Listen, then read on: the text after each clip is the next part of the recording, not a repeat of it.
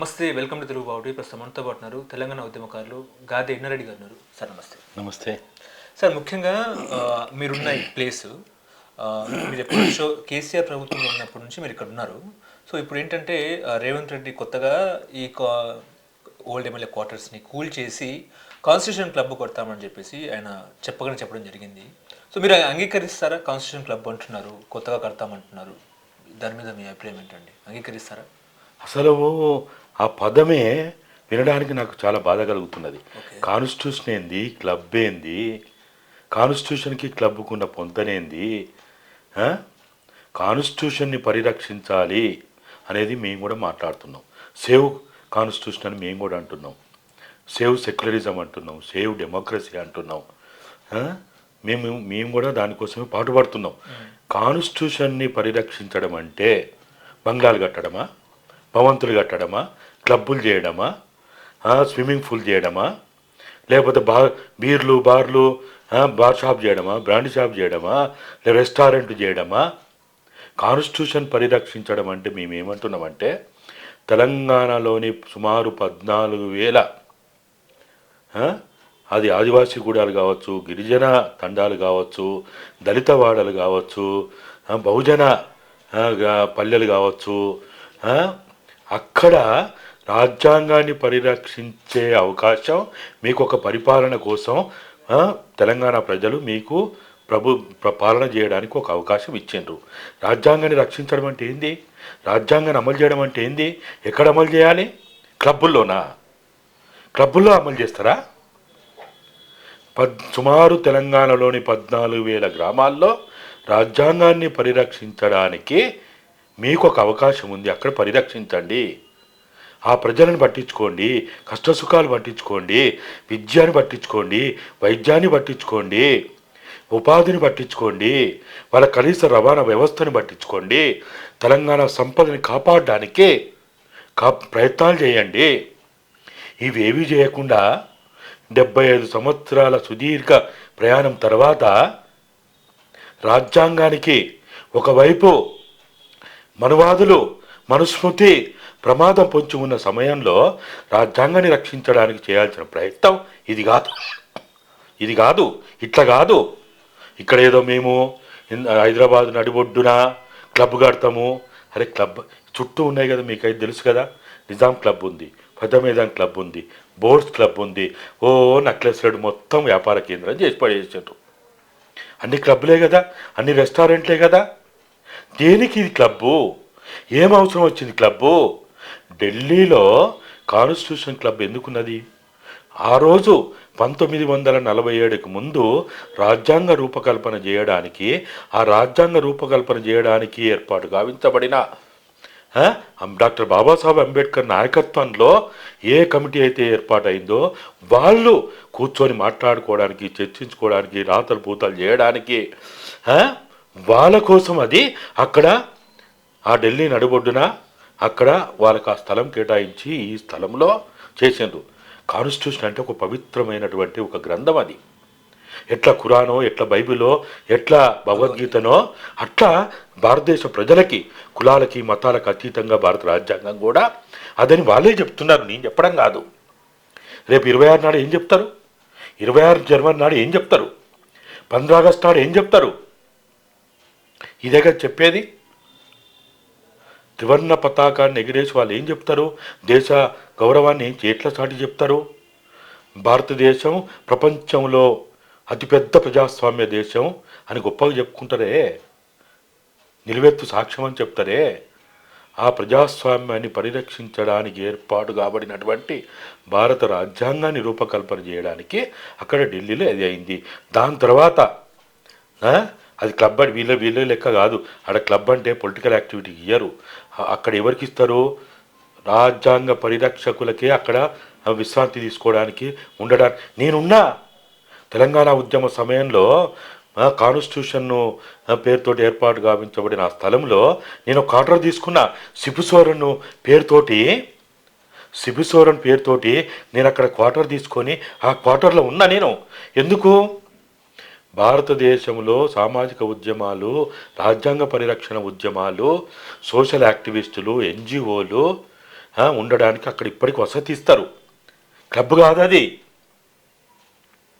కానీ ఇక్కడ వీళ్ళు ఏకంగా ఆ, మేము క్లబ్ చేస్తాము, క్లబ్బు సంబంధించిన యాక్టివిటీ నడుపుతామంటే ఎంత బాధాకరమైంది, ఎంత అవమానకరమైంది. కాబట్టి ఇది ఎట్టి పరిస్థితులలో మేము మాత్రం మేము నిరసిస్తాం, ప్రతిఘటిస్తాం. ఎంతకైనా మేము దీన్ని ఈ ప్రభుత్వం ఈ అనాలోచిత ఆలోచన మార్చుకోవాలని మేమైతే డిమాండ్ చేస్తున్నాం. మేము రిక్వెస్ట్ కూడా చేస్తున్నాం.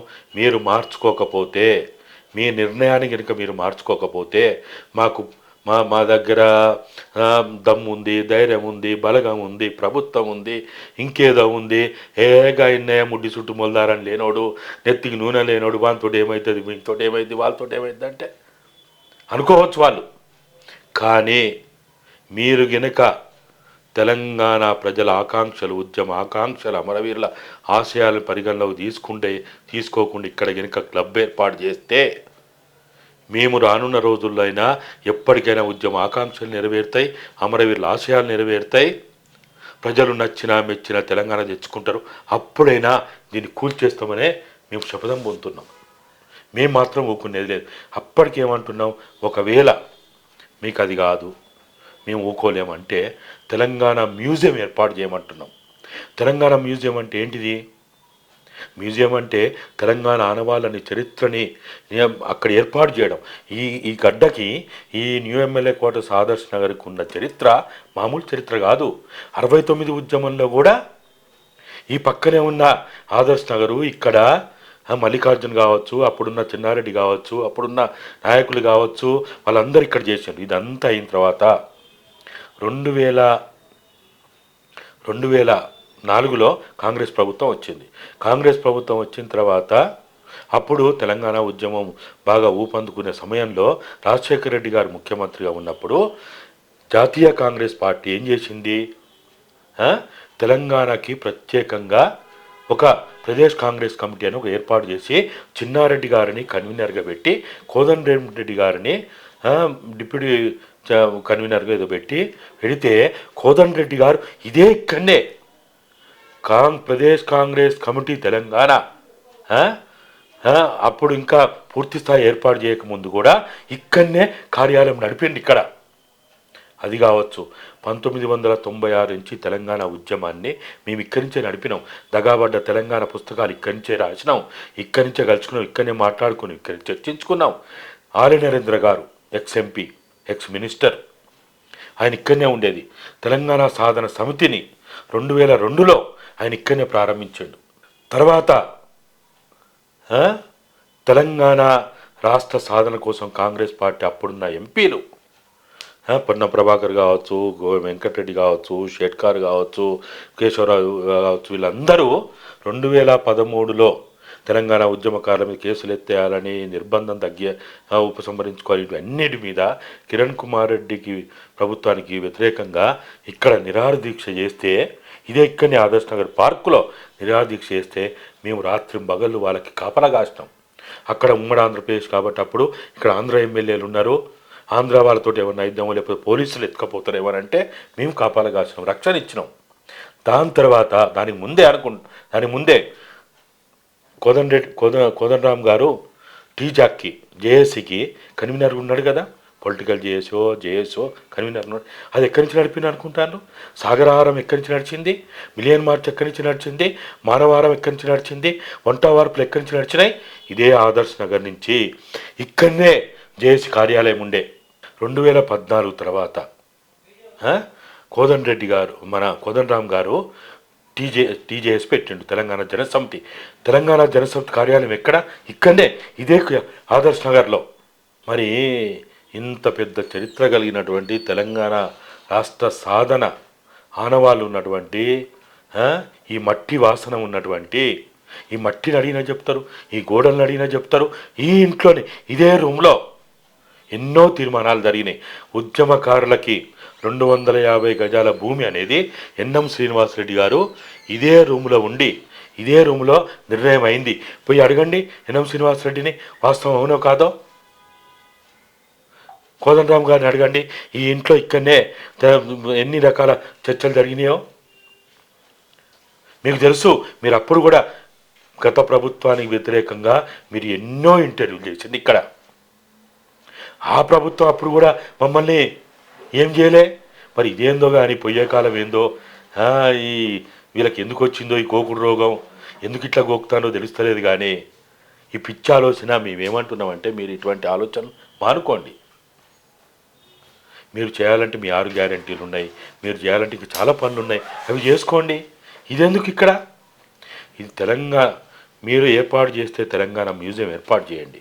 మీరు ఏర్పాటు చేస్తే మేము, ఒకవేళ మీ దగ్గర డబ్బులు లేవు, మేము ఏర్పాటు చేయడం మాకు ఇష్టం లేదంటే ఈ భూమిని మాకు అప్పచెప్పండి.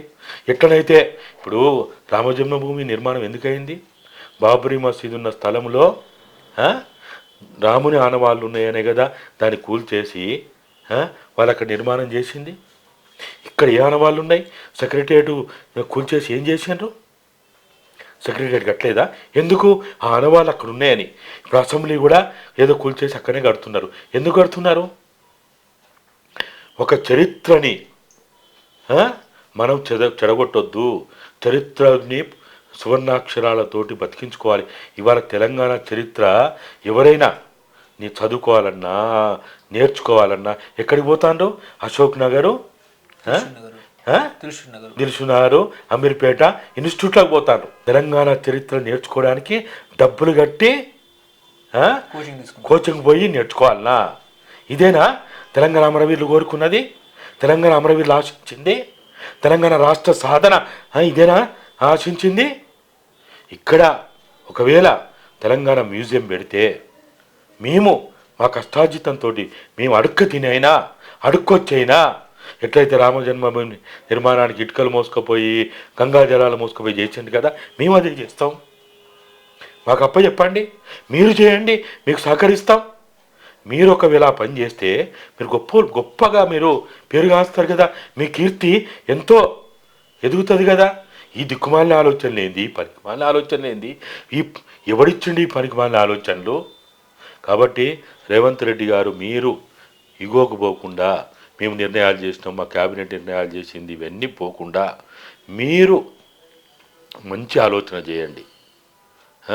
మీరు మంచి ఆలోచన చేస్తే మీకు మంచి భవిష్యత్తు ఉంటుంది. కాబట్టి ఇటువంటి ఆలోచన మానుకోవాలనే నేను ఆయనని రిక్వెస్ట్ చేస్తున్నా, డిమాండ్ చేస్తున్నా. ఓకే.